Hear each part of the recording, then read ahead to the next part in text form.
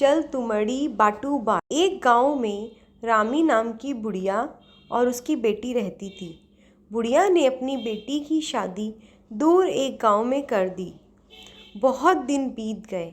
बुढ़िया को अपनी बेटी की याद सताने लगी और उसने मन बनाया कि कल सुबह वो अपनी बेटी से मिलने जाएगी। बुढ़िया ने रात को ही सब इंतजाम कर दिया। बेटी के लिए एक कटोरी चूड़ा, सियल, खजूर और पुए बनाकर एक छोटी पोटली बांध दी। सुबह बुढ़िया पोटली सर में रखकर निकल पड़ी अपनी बेटी के ससुराल। बुढ़िया को चलते चलते शाम हो गई। बेटी के ससुराल जाने के रास्ते में एक खतरनाक जंगल पड़ता था। जंगल में उसे खूंखार जानवरों की आवाज़ें आने लगी। वो थोड़ा चली ही थी कि अचानक उसके सामने एक मोटा काला भालू आ गया।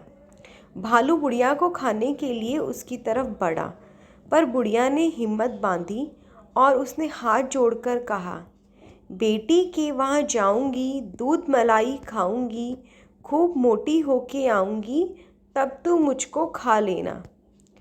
भालू ने उसकी बात मान ली। आगे जाते जाते बुढ़िया को बाघ, सियार और दूसरे जानवर मिले जो उसे खाना चाहते थे, पर बुढ़िया ने सभी को यही आश्वासन दिया कि वो बेटी के यहाँ से जाके खूब मोटी होके आएगी, तब उसे खा लेना।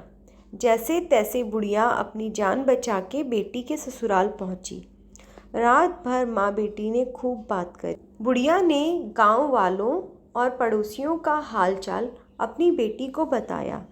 महीना भर बेटी के घर रह के बुढ़िया अब अपने घर को वापस जाने की सोचने लगी। वापसी की तैयारी करते करते बुढ़िया उदास हो गई। उसे उन जंगली जानवरों का डर सताने लगा जो उसे रास्ते में मिलने वाले थे। बुढ़िया को उदास देखकर बेटी ने उदासी का कारण पूछा।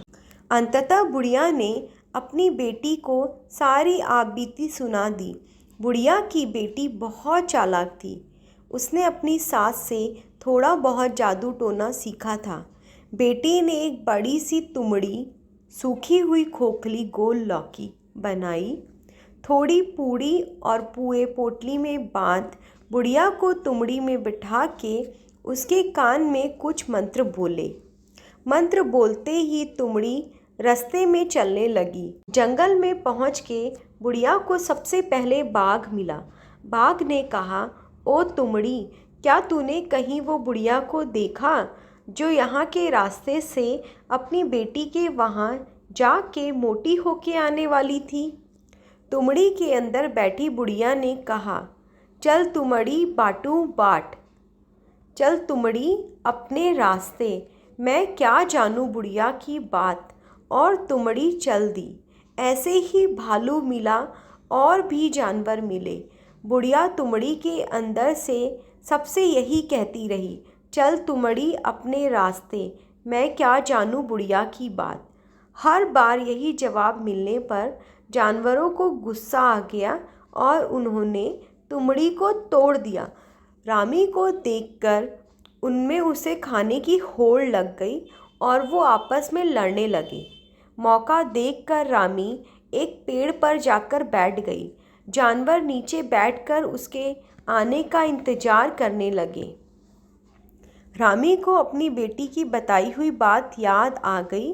वो ज़ोर से आवाज़ लगाकर बोली, मेरे नीचे गिरने पर जो सबसे पहले मुझ पर झपटेगा वो ही मुझे खाएगा। सभी जानवर टकटकी लगाकर ऊपर देखने लगे।